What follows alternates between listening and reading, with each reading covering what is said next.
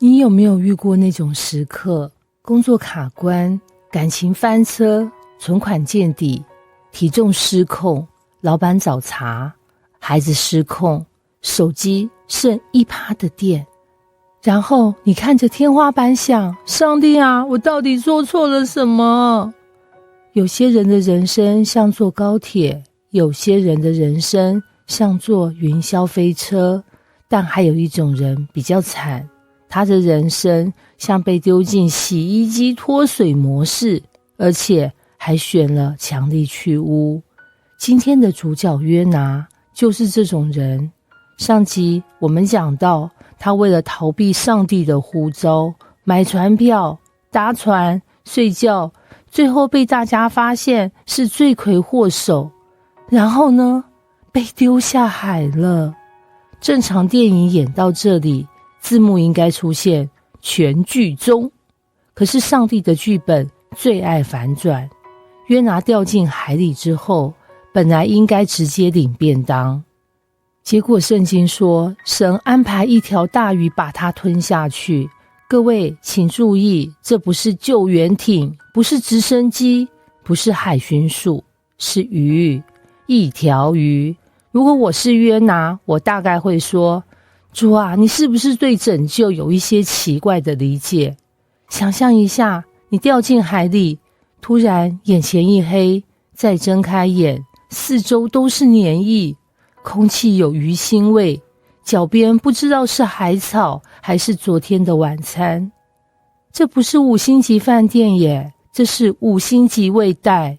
很多人读到这里会想，约拿一定很倒霉。其实不一定，因为有时候鱼肚不是惩罚，是保护。如果没有鱼，它已经没了。有些事情当下看起来很惨啦，多年后才发现那是恩典哦。失恋时觉得天崩地裂，后来发现幸好没结婚。被公司裁员时想哭，后来发现那是人生转机。当下觉得鱼肚很臭，回头看才知道那是救命舱。问题来了，约拿在鱼肚里干嘛啊？祷告。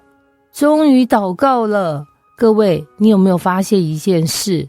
人很奇怪耶， WiFi 正常时不祷告，网路断线就开始禁食，身体健康时不祷告，报告出来前3分钟突然很属灵，平安时读经5分钟想睡，出事时读经读到凌晨2点。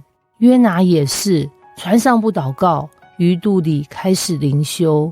他说，我遭遇患难，求告耶和华，他就应允我。翻成现代化，我终于知道自己不行了。这是人生很重要的一课。很多时候，上帝最大的工作不是改变环境，而是让我们承认自己有限。约拿在鱼肚里越想越不对劲，他发现自己一直以为是风浪害他，其实是他的逃跑害他。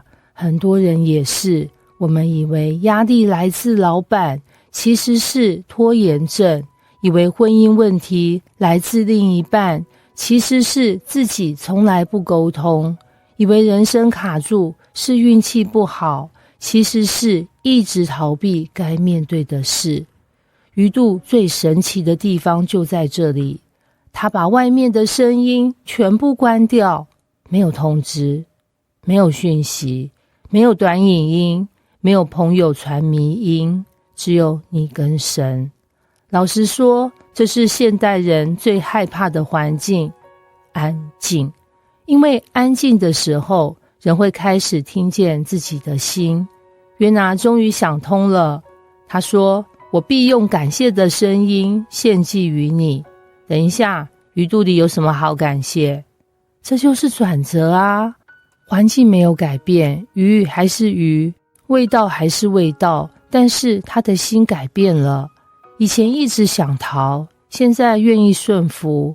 很多人以为快乐来自环境改善，其实很多时候力量来自心态改变。当你一直问为什么是我，你会越来越痛苦。当你开始问神想教我什么？你会慢慢成长。然后呢，最精彩的来了，圣经最后一句超有画面，神吩咐那条鱼，鱼就把约拿吐在旱地上。各位，这是全本圣经最有味道的登陆方式哦。别人靠船靠港，约拿靠呕吐物上岸。想象那画面，3天前逃跑的先知，现在满身鱼腥味站在沙滩上，头发可能还挂着海草，但他终于明白一件事，神没有放弃他。有时候我们以为人生结束了，其实只是第2章开始哦。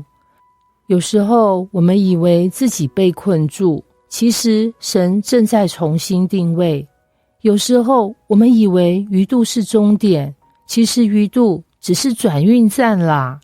约拿书第2章最震撼的，不是大鱼有多大，而是神的恩典有多大。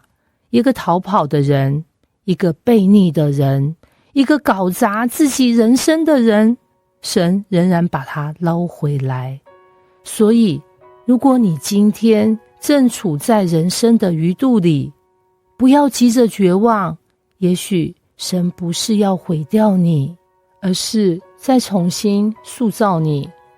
而且请记住，鱼肚不是你永久的地址，只是神暂时的教室。金句：当你以为人生被困在鱼肚里时，神往往不是在结束你的故事，而是在预备你下一个更重要的篇章。